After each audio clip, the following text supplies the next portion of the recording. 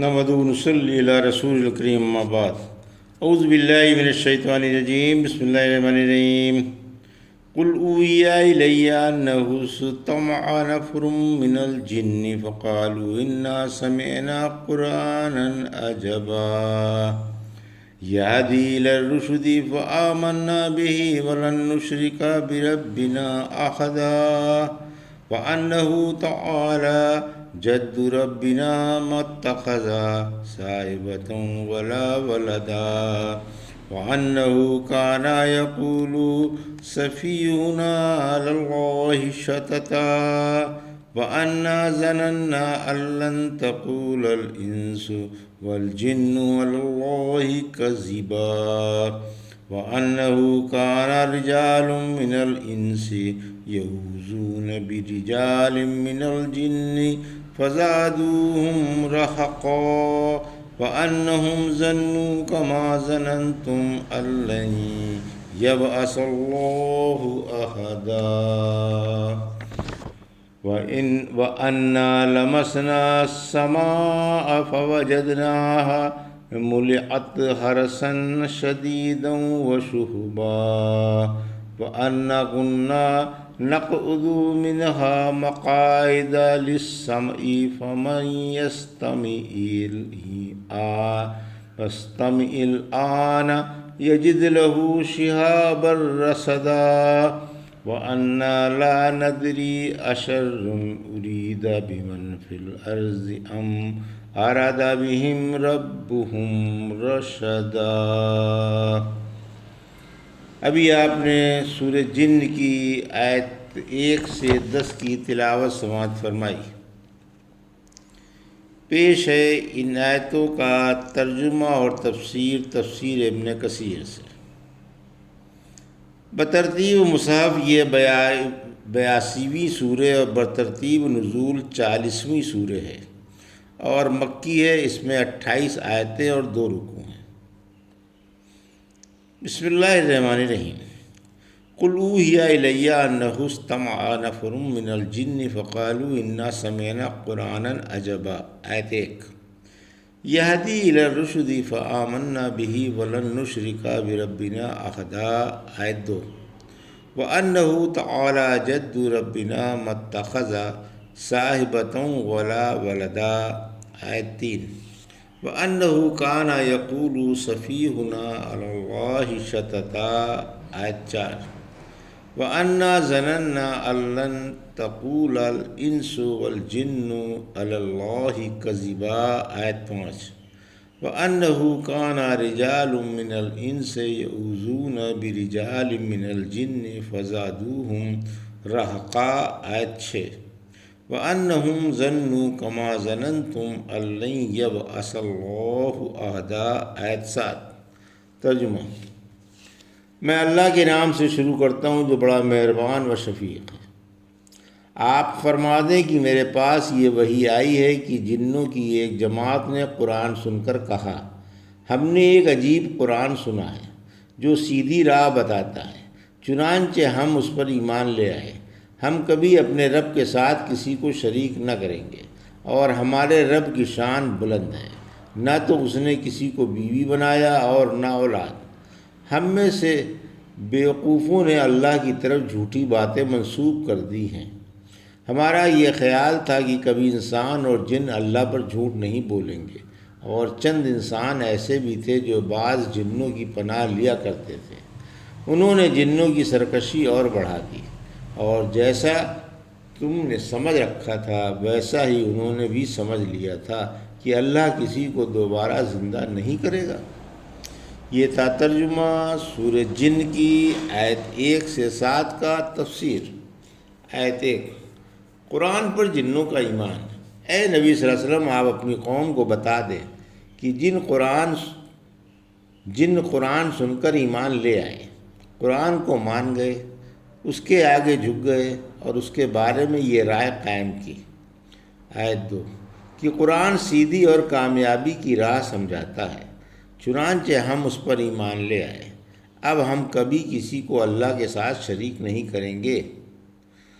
سورہ احقاف کی آیت 29 میں فرمایا، اور جب ہم نے جنوں کی ایک ٹولی آپ کی طرف لوٹائی تاکہ وہ قرآن سنیں، پھر جب وہ آپ کے پاس حاضر ہوئے تو کہنے لگے خاموش ہو جاؤ۔ پھر جب قرآن ختم ہو گیا تو اپنی قوم کو ہوشیار کرنے چلے گئے۔ اس کے متعلق حدیثیں سورہ احقاف کی تفسیر میں بیان ہو چکی ہیں۔ آیت 3 جد کی تفسیر، یعنی ہمارا رب بلند و بالا، سب سے اعلیٰ اور بڑی شان والا ہے۔ جنوں کا اقرار کہ اللہ بیوی و اولاد سے بری ہے۔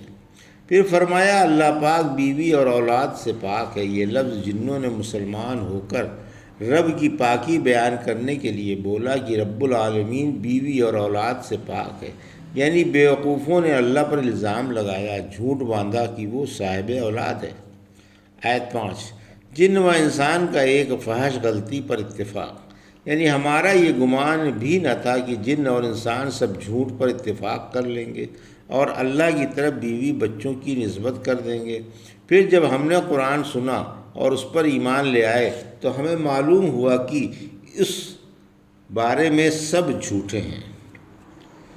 آیت 6 جاہلیت میں جنوں سے پناہ طلب کرنا، ہمارا خیال تھا کہ ہم انسانوں سے افضل ہیں، کیونکہ انسان جب کسی میدان میں یا کسی خوفناک جگہ یا جنگل وغیرہ میں ٹھہرتے ہیں تو ہماری پناہ مانگا کرتے ہیں۔ جاہلیت میں عربوں کا دستور تھا کہ وہ اس قسم کے مقام پر اس مقام کے بڑے جن کی پناہ مانگا کرتے تھے تاکہ کوئی ناگوار خاطر بات پیش نہ آئے۔ جس طرح کوئی شخص دشمنوں کے شہر میں جاتا ہے تو اس شہر کے رئیس کی پناہ طلب کر لیتا ہے تاکہ اسے کوئی نہ ستائے۔ جب جنوں نے یہ دیکھا کہ انسان ان سے ڈرتے ہیں اور پناہ طلب کرتے ہیں تو انہوں نے ان کو اور بھی ستانا شروع کیا اور طرح طرح سے خوفزدہ کرنے لگے، یہاں تک کہ انسان جنوں سے بہت ہی ڈرنے لگے اور خاص طور سے ان کی پناہ طلب کرنے لگے۔ جنوں کی مکاری، کردم بن نبی صاحب انصاری کہتے ہیں کہ میں کسی ضرورت کے لیے اپنے والد کے ساتھ مدینے سے روانہ ہوا۔ آغاز اسلام کا وقت تھا۔ ہم ایک چرواہے کے پاس ٹھہرے۔ جب آدھی رات ہوئی تو بھیڑیے نے ریوڑ میں سے ایک بکری کا بچہ لیا۔ چرواہے نے بھیڑیے کے پیچھے دوڑ کر کہا کہ اے اس میدان کے آباد کرنے والوں کے سردار، میں تیرا پڑوسی ہوں۔ اتنے میں ایک پکارنے والے نے، جسے ہم نے دیکھا نہیں، پکار کر کہا کہ اے بھیڑیے، بچے کو چھوڑ دے۔ چنانچہ بچہ دوڑ کر ریوڑ میں آ گیا اور اللہ نے اپنے رسول صلی اللہ علیہ وسلم پر مکے میں یہ آیت اتاری۔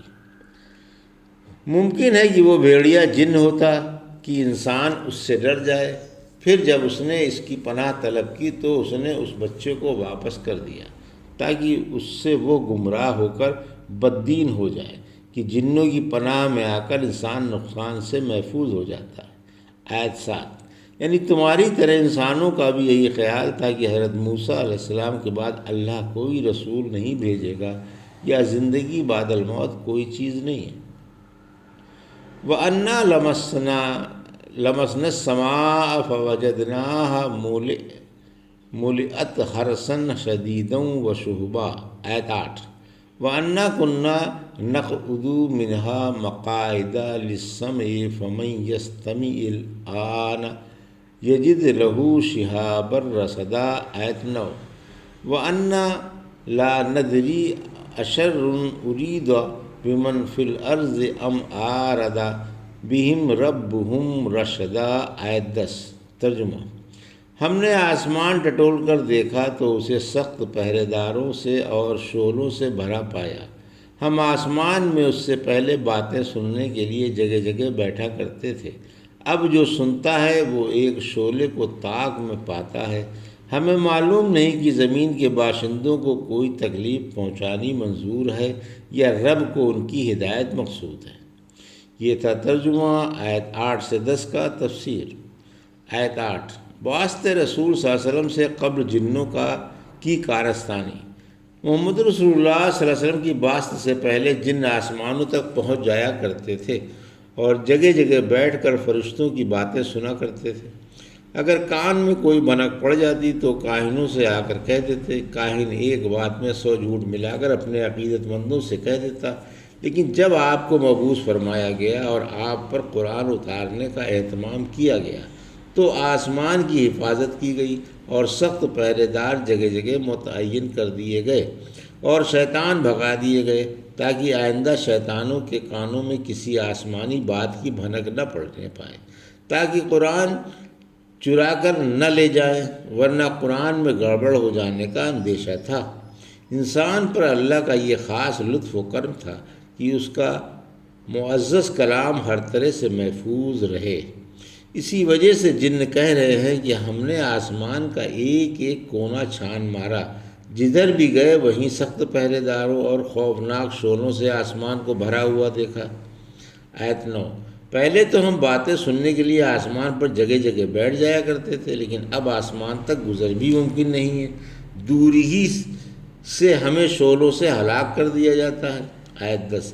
اللہ ہی جانتا ہے کہ اس نے مخلوق کے بارے میں کیا ارادہ فرمایا ہے، کیا ان سخت انتظامات سے ان پر کوئی عذاب آنے والا ہے یا کسی نعمت کا ظہور ہونے والا ہے۔ جنوں کا ادب و تہذیب ملاحظہ ہو کہ برائی کا فعل نہیں بیان کیا اور بھلائی کا فعل اللہ ظاہر کر دیا۔ صحیح حدیث میں ہے، اے اللہ تیری طرف سے برائی نہیں، شعلے اس سے پہلے بھی پھینکے جاتے تھے لیکن اس کثرت سے نہیں جس طرح اب اہتمام ہو گیا۔ کبھی کبھی ایسا واقعہ پیش آ جایا کرتا تھا۔ آسمانی حفاظت کا کوئی نہ کوئی سبب ہے۔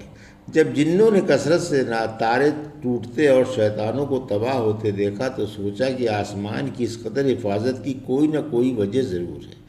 اس وجہ کی کرید میں جنوں کی ٹولیاں دنیا کے گوشوں میں پھیل گئیں۔ ایک ٹولی وہاں بھی پہنچی جہاں اللہ کے رسول صلی اللہ علیہ وسلم صحابہ کو نماز پڑھا رہے تھے۔ اب انہیں معلوم ہوا کہ آسمان کی حفاظت کی یہی وجہ ہے۔ ان میں سے کچھ تو رسول اللہ صلی اللہ علیہ وسلم پر ایمان لے آئے اور کچھ اپنی سرکشی پر جمے رہے، جیسا کہ احقاف کی آیت 29 میں فرمایا، میں ابن عباس والی حدیث گزر چکی ہے۔ بلا شبہ جب کثرت سے آسمان پر تارے ٹوٹنے لگے تو اس سے انسان و جن گھبرا کر تشویش میں پڑ گئے اور ان کو یہ خیال ہوا کہ شاید یہ انقلاب دنیا کی بربادی کے لیے ہے۔ اس رات شیطان بھی گھبرائے ہوئے ابلیس سے آ کر کہنے لگے کہ ہماری قوم کثرت سے تباہ ہو رہی ہے، آخر کیا بات ہے؟ بولا، مجھے جگہ جگہ مٹی لا کر سونگھاؤ۔ پھر حجاز کی مٹی بھی آئی، سونگھ کر کہنے لگا کہ مکے میں نبی مبعوث ہوا ہے۔ آخرکار نصیبین کے ساتھ جنوں کا وفد مکہ روانہ کیا۔ جب یہ مکے میں آئے تو نبی صلی اللہ علیہ وسلم بیت اللہ میں صحابہ کو نماز پڑھا رہے تھے اور قرآن پڑھ رہے تھے۔ یہ بڑے شوق سے قریب آ کر سننے لگے اور آپ کے اس قدر قریب آ گئے کہ ان کے سینے آپ سے لگنے والے تھے، پھر مسلمان ہو گئے۔ چنانچہ یہ آیتیں اتری۔ یہ تھا سورہ جن کی آیت 1 سے 10 کا ترجمہ اور تفسیر جو بھی آپ نے سماعت فرمائی۔ بارک اللہ لی و لکم فی القرآن الحکیم ونفعنی وایاکم بآیات الذکر الحکیم۔